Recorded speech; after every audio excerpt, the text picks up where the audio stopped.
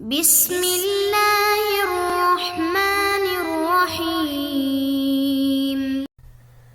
اللهم صل على سيدنا ومولانا محمد افضل صلواتك بعدد معلوماتك وبارك وسلم وصل عليه۔ بسم اللہ الرحمن الرحیم۔ عزیز طلباء کرام، مختارات من ادب العرب سے بحمد اللہ تعالی آج ہمارا سبق نمبر 20 ہے اور مضمون سیدنا موسیٰ علی نبینا وعلیہ الصلاۃ والسلام کا آج تیسرا اور آخری حصہ پیش خدمت ہے، تو بڑھتے ہیں اپنے سبق کی طرف۔ فخرج منها خائفا يترقب قال رب نجنی من القوم الظالمین۔ پھر نکلے موسیٰ علیہ الصلاۃ والسلام وہاں سے خوف کھاتے ہوئے، اور انہوں نے اللہ کی بارگاہ میں عرض کیا، اے پروردگار، اے میرے پروردگار، بچا لے مجھ کو ظالم قوم سے۔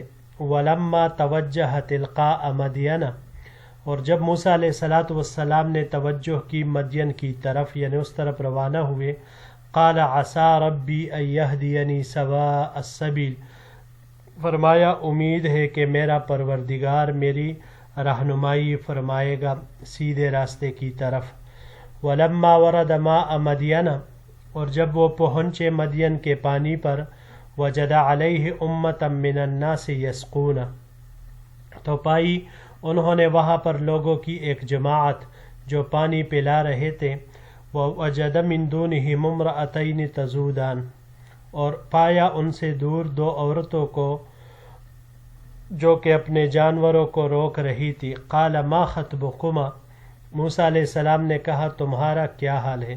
قالتا لا نسقی حتی یصدر الرعاء وابونا شیخ کبیر، ان دونوں نے جواب دیا کہ ہم نہیں پلاتے پانی یہاں تک کہ یہ چرواہے لوٹ جائے، اور ہمارا والد صاحب عمر رسیدہ بوڑھا ہے۔ فسقا لہما، پس پانی پلایا ان دونوں کے لیے موسیٰ علیہ الصلاۃ والسلام نے۔ ثم تولی الی الظل، پھر پلٹے سائے کی طرف۔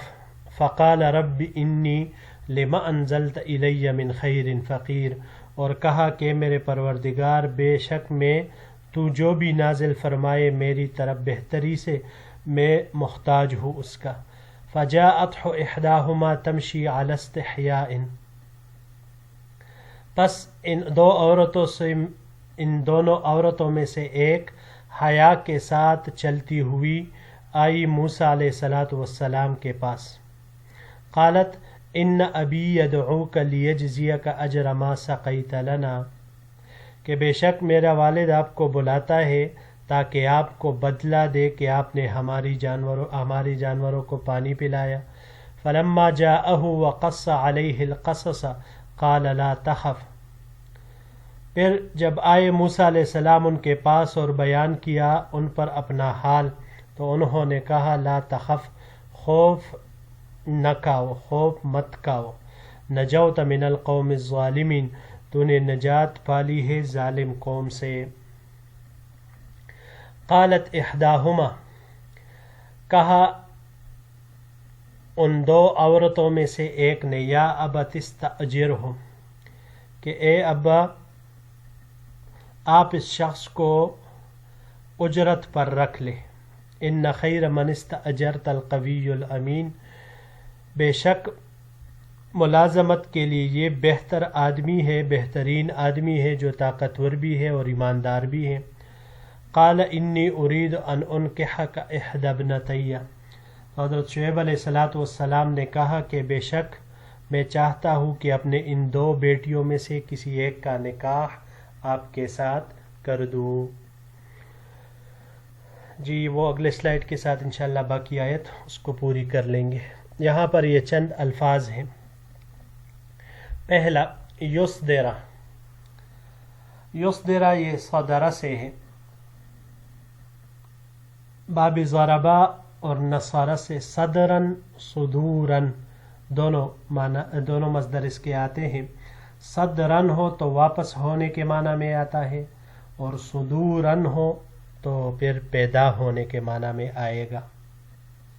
یہاں یہ باب افعال سے استعمال ہوا ہے اصداراً، واپس کرنے کے معنی میں آتا ہے، اور اگر باب تفعیل سے اس کو لے لیں تو باب تفعیل سے لینے کی صورت میں تصدیراً آتا ہے، واپس کرنے کے معنی میں، اور باب مفاعل سے مصادرتاً، مصادرتاً یہ اصرار کے ساتھ مطالبہ کرنے کے معنی میں آتا ہے۔ اگلا لفظ ہے الرعاء، رعاء اس کا مفرد راعی آتا ہے، چرواہے کو کہا جاتا ہے، جبکہ جمع اس کے علاوہ رعاء کے علاوہ جمع اس کی رعاۃ، رعاء، رعاء یا رعیان یہ تمام آ سکتی ہے۔ یہ یہاں پر باب فتح سے استعمال ہوا ہے رعین، گھاس چرنے کے معنی میں آتا ہے، اور اگر باب افعال سے مصدر اس کا ارعاء آ جائے تو چرانے کے معنی میں، لیکن اگر اس کے صلہ میں علا آ جائے تو پھر یہ شفقت کرنے کے معنی میں آئے گا۔ اس کے علاوہ باب مفاعلہ سے مراعاتاً، حفاظت کرنا، رعایت رکھنا اس معنی میں آئے گا۔ فسقہ، سقیہ سے ہے، باب ضربہ سے سقین، پلانے کے معنی میں یہ آتا ہے۔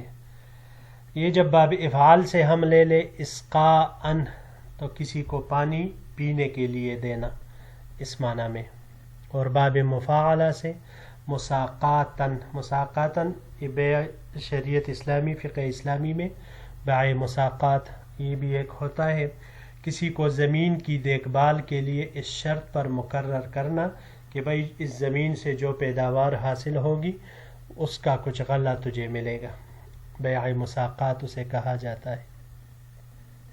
اگلا لفظ ہے لیجزیہ کا، جزاءً، باب ضربہ سے مصدر آتا ہے بدلہ دینے کے معنی میں، یہ پہلے بھی گزر چکا ہے کئی مرتبہ۔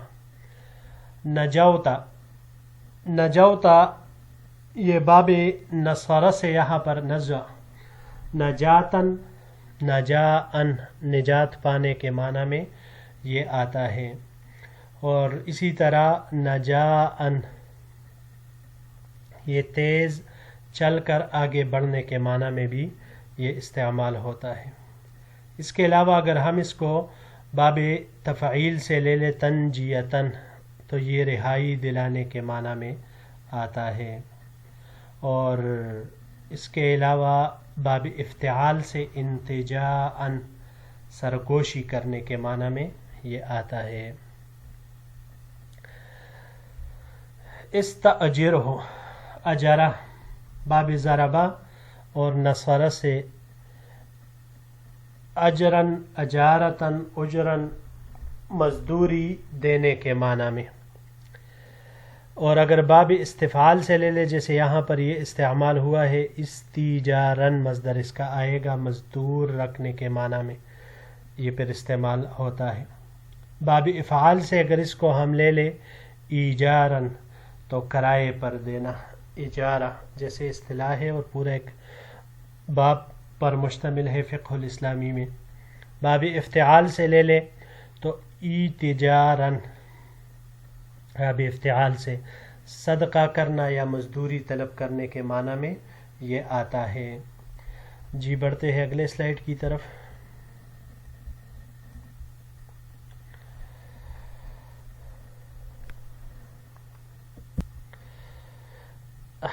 احد ابنتی ہاتین علی ان تأجرنی ثمانی حجج، ان دونوں بیٹیوں میں سے ایک بیٹی کا نکاح کروں آپ کے ساتھ، علی اس شرط پر، ان تأجرنی ثمانی حجج کہ تو میری ملازمت کر 8 سال تک، فإن اتممت 10 فمن عندک، پس اگر تم نے پورے کر دیے 10 سال تو یہ تمہاری طرف سے ہوگا۔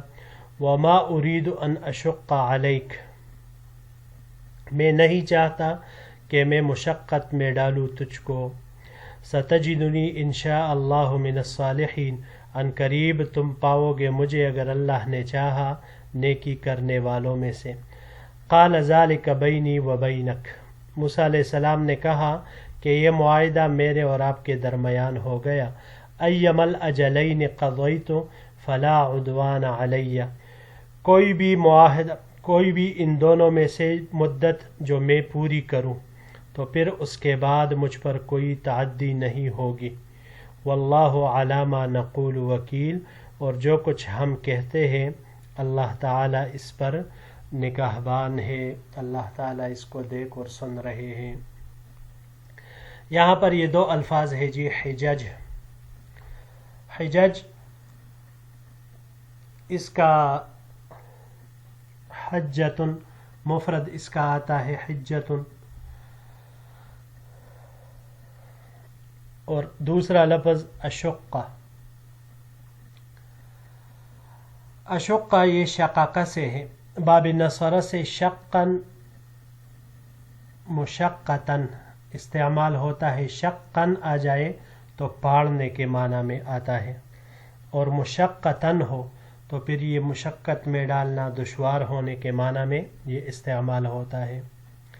اس کو اگر ہم باب افتعال سے لے لے، اشتقاقاً، اشتقاقاً آدھا لینا، درد شقیقہ آدھے سر کے درد کو کہا جاتا ہے کہ جب آدھے سر میں درد ہو تو درد شقیقہ اسے کہا جاتا ہے۔